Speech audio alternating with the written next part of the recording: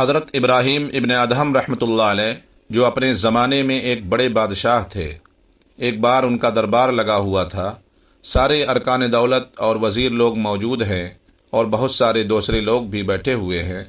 اسی دوران ایک آدمی ان کے محل کے اندر آیا اور دربار میں گھسنے کی کوشش کر رہا تھا۔ اس کو دربانوں نے روکنا چاہا تو اس نے کہا کہ میں یہاں اپنا سامان رکھ کر کچھ دیر آرام کرنا چاہتا ہوں۔ دربانوں نے اس سے کہا کہ تو بے وقوف ہے، پاگل ہے، تجھے معلوم نہیں کہ یہ بادشاہ کا دربار ہے، محل ہے۔ اس نے کہا کہ دربار ہے؟ میں تو سمجھتا ہوں کہ یہ تو سرائے ہے، مسافر خانہ ہے، اس لیے میں کچھ دیر یہاں رکنا اور آرام کرنا چاہتا ہوں۔ یہ حجت و بحث ہو رہی تھی کہ بادشاہ کی نظر اس پر پڑ گئی۔ ابراہیم ابن ادہم نے حکم دیا کہ کیا بحث ہو رہی ہے، اس کو بلا کر لاؤ۔ اب اس آدمی کو پکڑ کر بادشاہ کے سامنے پیش کیا گیا اور بتایا گیا کہ یہ آدمی محل میں آرام کرنا چاہتا ہے اور کہتا ہے کہ یہ سرائے و مسافر خانہ ہے۔ بادشاہ نے اس سے مخاطب ہو کر پوچھا کہ کیا قصہ ہے؟ تو اس آدمی نے کہا کہ یہ سرائے ہے، اس میں میرا بھی حق ہے جیسا کہ آپ کا حق ہے۔ آپ یہاں رہ سکتے ہیں تو میں کیوں نہیں رہ سکتا؟ میں مسافر ہوں، آرام کرنا چاہتا ہوں۔ بادشاہ نے کہا کہ یہ سرائے نہیں ہے، مسافر خانہ نہیں ہے، میرا محل ہے۔ اس آدمی نے بادشاہ سے پوچھا کہ آپ سے پہلے یہاں کون تھا؟ بادشاہ نے کہا کہ میرا باپ تھا۔ اس آدمی نے پھر پوچھا کہ ان سے پہلے کون تھا؟ بادشاہ نے کہا کہ میرا دادا تھا۔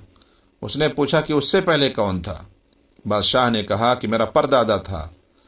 یہ تو پیڑھی در پیڑھی ہمارے خاندان میں حکومت چلی آ رہی ہے۔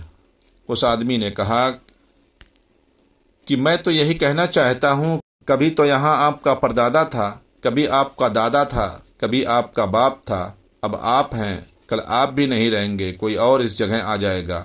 کوئی آتا ہے تو کوئی جاتا ہے، اسی کا نام تو سرائے ہے، مسافر خانہ ہے۔ یہ کہہ کر وہ آدمی غائب ہو گیا۔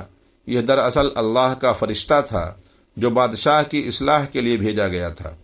اب بادشاہ پریشان ہو گیا، اس کی باتوں پر غور کرنے لگا کہ واقعی یہ دنیا ہے، مجھ سے بھی چھوٹ جائے گی، جیسے میرے باپ سے چھوٹ گئی، میرے دادا سے چھوٹ گئی، سب چھوڑ کر چلے گئے۔ کیسے کیسے بادشاہ آئے مگر سب چھوڑ کر چلے گئے۔